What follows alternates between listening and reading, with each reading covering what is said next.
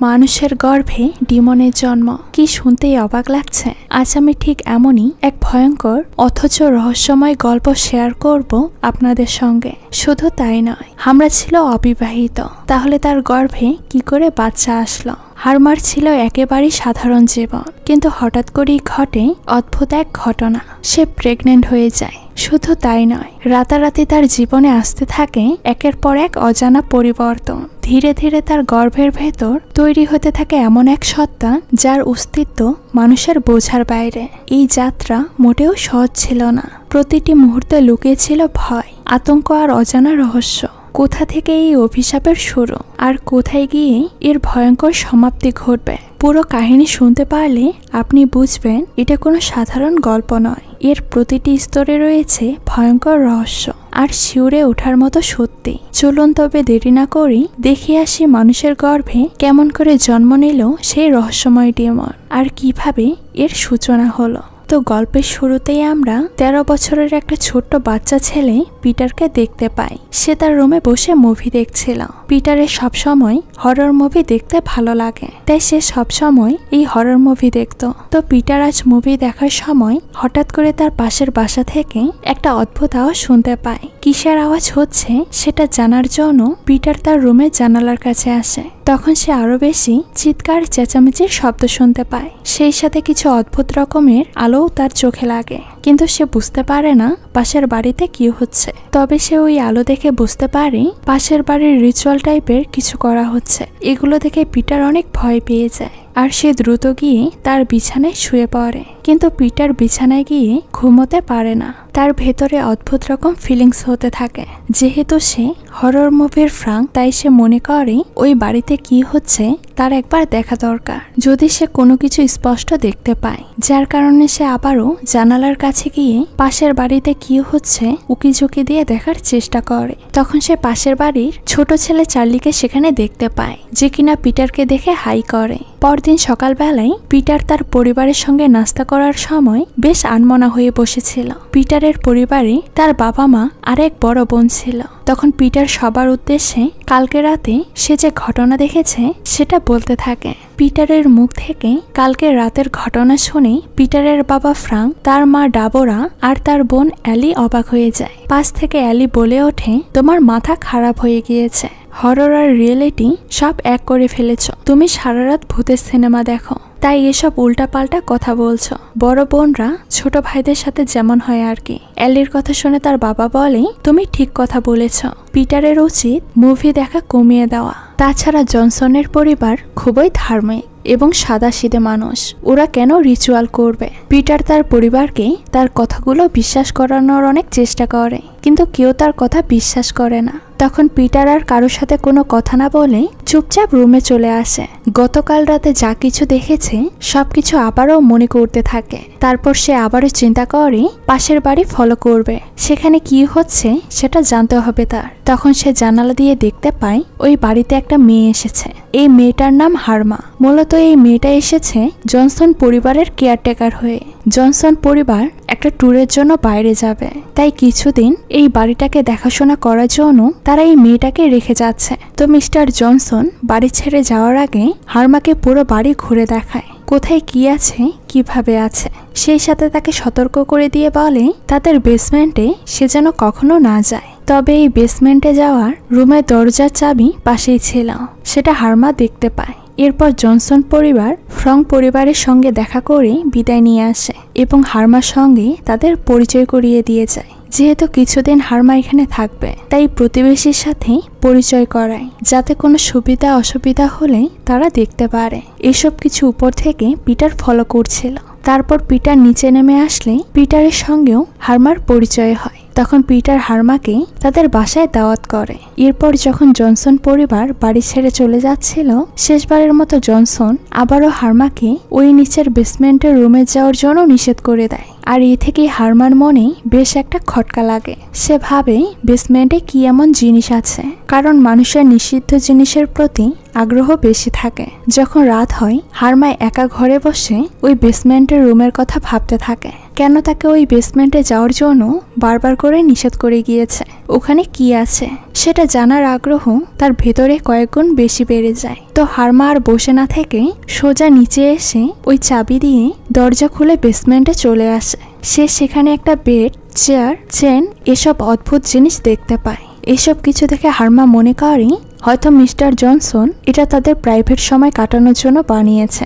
এখানে শুধুমাত্র সে আর তার ওয়াইফ এসে সময় কাটায়। এসব কিছু ভেবে হারমা মুচকি হাসি দেয়, কিন্তু ঘটনা এমন কোনো কিছুই নয়। এগুলো আসলে রিচুয়ালের জন্য জনসন পরিবার এখানে রেখে দিয়েছে।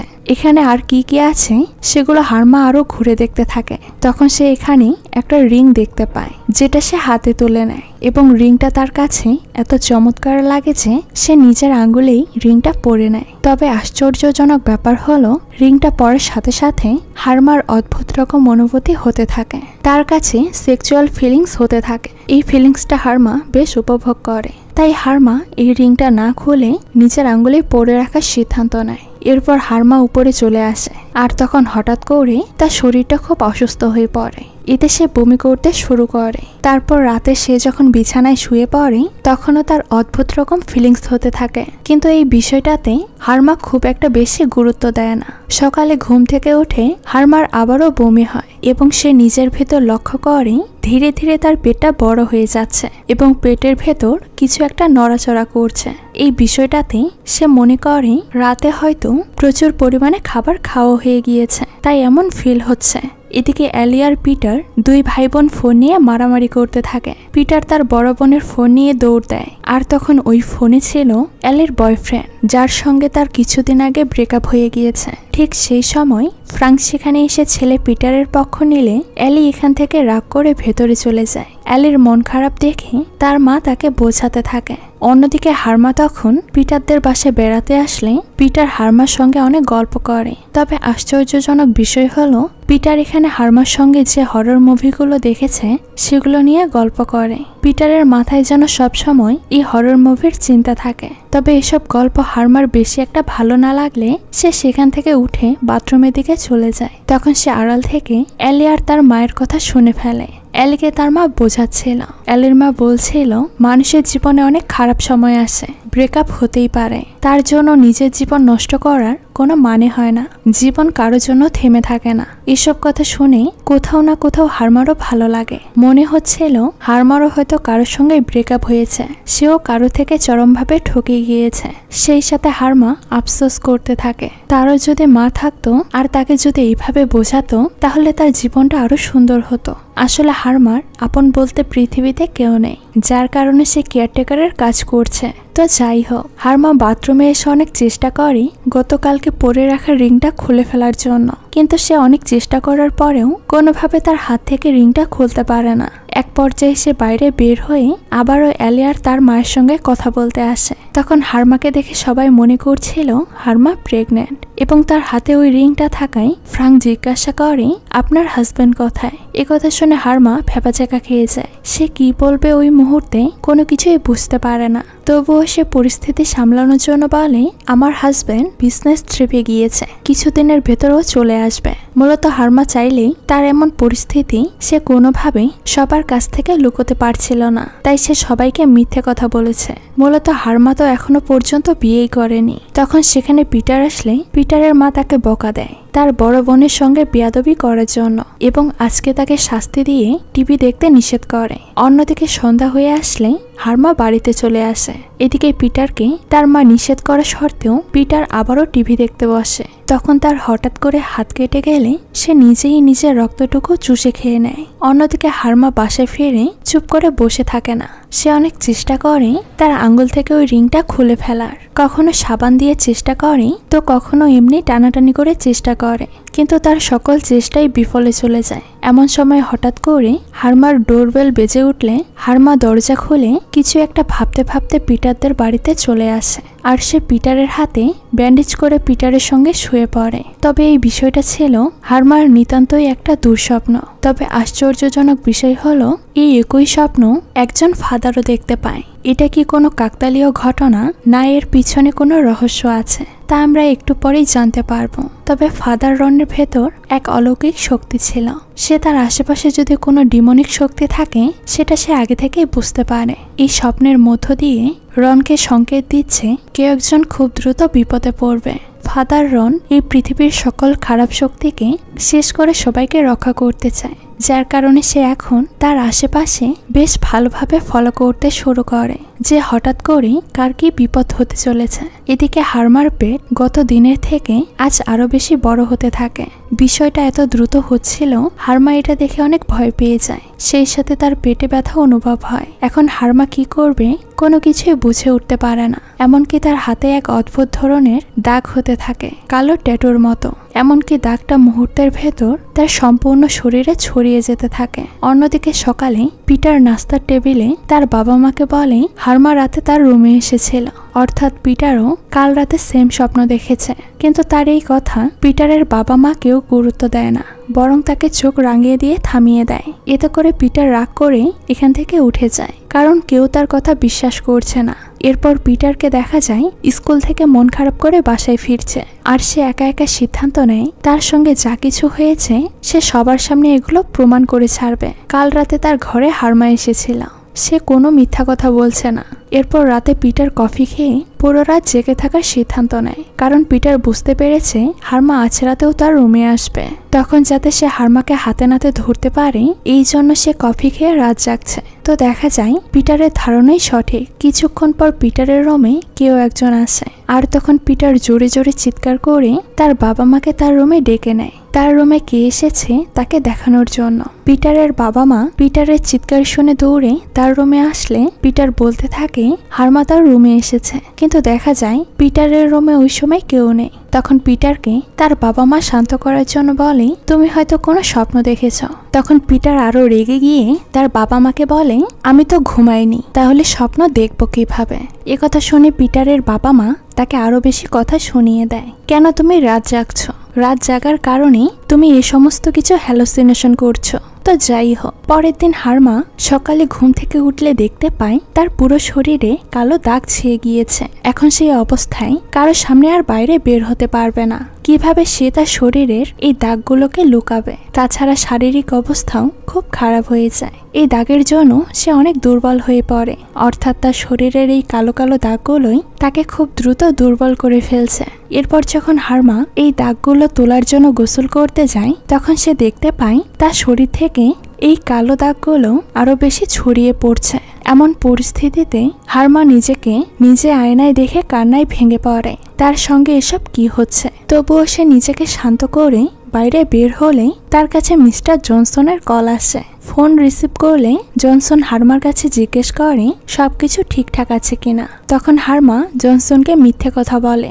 সে বলে হ্যাঁ, সবকিছু ঠিকঠাকই আছে। এদিকে ফাদার রন চারপাশে হারমাকে খুঁজে বেড়ায়, কারণ সে যেহেতু স্বপ্ন দেখেছে সেহেতু ওই মেয়েটার কোনো না কোনো বিপদ নিশ্চয়ই হবে। কিন্তু দুর্ভাগ্যবশত ফাদার হারমাকে আগে থেকে চিনত না এবং তাকে কোথাও খুঁজে পায় না। আর এক পর্যায়ে ফাদার হারমাকে না খুঁজে পেয়ে তার বাড়িতে ফিরে যায়। অন্যদিকে পিটার তার মাকে বলে আমার বাড়িতে 2-4 দিন আমার বন্ধু ডেভিড এসে আমার সঙ্গে ঘুমাবে, আমি কি ওকে বাসায় আনতে পারি? কারণ পিটার এই ঘটনার কারণে অনেক ভয় পেয়েছিল। তাছাড়া পিটারকে শুধুমাত্র তার বন্ধুই বিশ্বাস করছিল। তার বন্ধু তার বলা সব কথা শুনত। তাছাড়া তার পরিবারের কেউ তার কোনো কথা বিশ্বাস করছিল না। তো পিটারের কথা মতো তার মা পিটারের বন্ধুকে বাড়িতে আসার অনুমতি দেয়। তো ডাবর তার ছেলের সঙ্গে কথা বলতে বলতে হঠাৎ করে ফ্লোরে পড়ে যায়। আর এখানে প্রথমবারের মতো পিটার জানতে পারে তার মার মির্গি রোগ আছে। এটা জেনে সে খুব অবাক হয়ে যায়। তখন সেখানে ফ্রাং এসে দ্রুত অ্যাম্বুলেন্স ডেকে ডাবরকে হসপিটালে নিয়ে যায়। তাদের মার এমন অবস্থাতে পিটাররা 2 ভাই বোনই খুবই ভেঙে পড়ে। কিন্তু পিটারের মায়ের এমন অসুখ ছিল সে কথা পিটার আগে জানতে পারেনি। তো যাই হোক, হারমার ঘুম থেকে জাগলে দেখতে পায় তার পুরো বডি কালো খসখসে হয়ে আছে। দেখে যেন মনে হচ্ছিল কেউ উপর থেকে কাদামাটি তার শরীরে দিয়ে রেখেছে, অর্থাৎ তার সম্পূর্ণ বডিটাই পুরো পরিবর্তন হয়ে যায়। এসব কিছু দেখে হারমা অনেক ভয় পেয়ে যায়, যার কারণে সে দ্রুত ডক্টর দেখানোর জন্য ডক্টরের চেম্বারে কল করে এবং তাদেরকে বলে আমি 8 সপ্তাহ প্রেগনেন্ট, আমার সঙ্গে যা কিছু হচ্ছে কোনো কিছুই ঠিক মনে হচ্ছে না। এরপর রাত হলেই পিটার মন খারাপ করে রাতের খাবার খায় না, কারণ তার পুরো পরিবার তার কাছ থেকে তার মায়ের ব্যাপারটা গোপন করেছে। তাই সে নিজের রুমে এসে চুপ করে ঘুমিয়ে পড়ে। কিন্তু তখন সে আবারও অনুভব করে হারমা তার বেডে এসেছে। তবে আজ পিটার হারমাকে দেখে কোনো কিছুই বলে না। আজ সে কোনো ভয়ও পায় না, কারণ এর আগেও পিটারের কাছে হারমা এসেছে। এদিকে হারমার অবস্থা আরো ভয়ানক হতে থাকলে সে দ্রুত মিস্টার জনসনকে কল করে এবং তার সঙ্গে যা কিছু হয়েছে সম্পূর্ণ বিষয়টাই খুলে বলে। প্রথমবার সে কোনো কিছু না বললেও সে জনসনের কাছে কোনো কিছুই লুকোয় না। বেসমেন্ট থেকে ওই রিংটা আঙ্গুলে পড়ার পর থেকেই তার অবস্থা খুব ভয়ানক হয়ে গিয়েছে। এমনকি ওই রিংটা পড়ার পর সে প্রেগনেন্টও হয়ে গিয়েছে, আর এটা খুবই দ্রুত গ্রো করছে। হারমার সম্পূর্ণ কথা শোনার পর মিস্টার জনসন তাকে বলে তুমি শান্ত হও, তোমার কিছু হবে না। তুমি এই কয়দিন রুম থেকে কোথাও বেরোবে না, বরং ওই বেসমেন্টের ভেতরে থাকবে। আমরা খুব দ্রুতই ফিরে আসব আর তোমার একটা ব্যবস্থা করব। এই কথা শুনে হারমা অনেক ভয় পেয়ে যায় আর কান্না করে জনসনকে বলে আমার বেসমেন্টে যেতে খুব ভয় লাগছে। ঠিক এমন সময় তার ডোরবেলটা বেজে ওঠে। ডাবোরা তার সঙ্গে দেখা করতে এসেছে। ডাবোরা অসুস্থ থাকায় সে তার সঙ্গে দেখা করতে পারেনি। তাছাড়া হারমাও তাকে একবারও দেখতে চায়নি। কিন্তু এদিকে পরিস্থিতি তো খুবই খারাপ। হারমা এমন অবস্থায় কোনো মতেই দরজা খুলতে পারে না, কারণ এইভাবে সে কিভাবে ডাবোরার সামনে দাঁড়াবে। তাকে দেখলেই তো যে কেউ ভয় পেয়ে যাবে। তাছাড়া সে ডাবোরাকে কি বলবে, তার কি হয়েছে। হারমার নিজেকে দেখেই নিজেরই ভয় লাগছিল। এভাবে সে অন্য কারো সামনে যেতে পারে না, তাই সে চুপচাপ হারমার রুমে বসে থাকে। এক পর্যায়ে ডাবোরা তাকে না পেয়ে বাধ্য হয়ে সে তার বাসায় ফিরে যায়। তো যাই হোক, কোনোভাবে হারমাকে খুঁজে না পেয়ে ফাদার সৃষ্টিকর্তার কাছে প্রার্থনা করে যাতে কারো যেন কোনো খারাপ না হয়, কোনো বিপদ না হয়, এবং সে যেন হারমাকে খুব দ্রুত খুঁজে বের করতে পারে, যাতে করে সে হারমাকে ডিমনিক শক্তি থেকে বাঁচাতে পারে। এদিকে পিটার তার বন্ধুর সঙ্গে স্কুল থেকে বাসায় ফিরে আসার সময় পিটারকে দেখে খুব চিন্তিত মনে হচ্ছিল। সে কোথাও না কোথাও বুঝতে পেরেছিল হারমার সঙ্গে যা কিছু হচ্ছে তা ঠিক হচ্ছে না, কোথাও না কোথাও তার সাথে ভুল কোনো কিছু হচ্ছে। তখন রাস্তায় তার সঙ্গে ফাদার রনে দেখা হয়। তখন পিটার ফাদারকে সমস্ত কিছু খুলে বলে। ফাদার খুব ভালো ছিল, তাই সবার সঙ্গেই তার বেশ ভালো একটা আন্তরিক সম্পর্ক ছিল। যে কেউ তাদের সমস্যা অসুবিধা ফাদারের সাথে শেয়ার করত। পিটার আর তার বন্ধু মিলে ফাদারকে হারমার বাড়িতে নিয়ে আসে। সেখান থেকে তারা হারমাকে অনেক বুঝিয়ে শুনিয়ে নিরাপদ স্থানে পিটারদের বাড়িতে নিয়ে আসে। তখন হারমাকে দেখে এলি আর তার মা অনেক ভয় পেয়ে যায়, কারণ তার বিভৎস চেহারা দেখে যে কেউ ভয় পাবে। তখন পিটার তার মা আর বোনকে সমস্ত বিষয়গুলো খুলে বলে, তাদেরকে বোঝানোর চেষ্টা করে। তখন সেখানে ফ্রাঙ্ক এসে হারমাকে দেখে সে অনেক ঘাবড়ে যায়। তারপর ফাদার রন বাকি সবাইকে সমস্ত ঘটনাটা বুঝিয়ে বলে। হারমার গর্ভে যে বাচ্চা রয়েছে সে কোনো সাধারণ বাচ্চা নয়, বরং ডিমনের বাচ্চা। এমন পরিস্থিতি দেখে ফ্রাঙ্ক তাদেরকে বলে দ্রুত হারমাকে হসপিটালে নিয়ে যেতে হবে। তখন পিটার বলে ওঠে উনাকে হসপিটালে নিয়ে গিয়ে কোনো লাভ হবে না, কারণ উনাকে অন্যভাবে সুস্থ করতে হবে।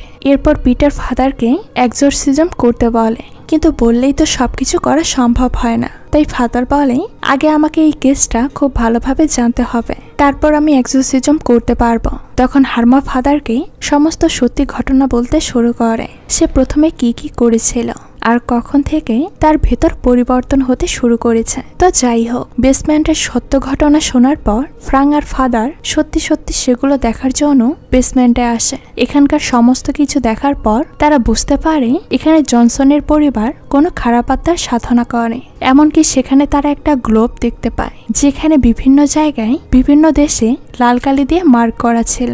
এই মার্ক দেখে বোঝা যাচ্ছিল এর পিছনে কোনো উদ্দেশ্য আছে। তখন ফাদার ওইখানকার জানালায় একটা হাত দেখতে পায়। এইসব কিছু দেখার পর সে বুঝতে পারে শয়তান তাদের খুব সহজে পিছু ছাড়বে না, তাদের খুব দ্রুত এক্সোরসিজম করতে হবে।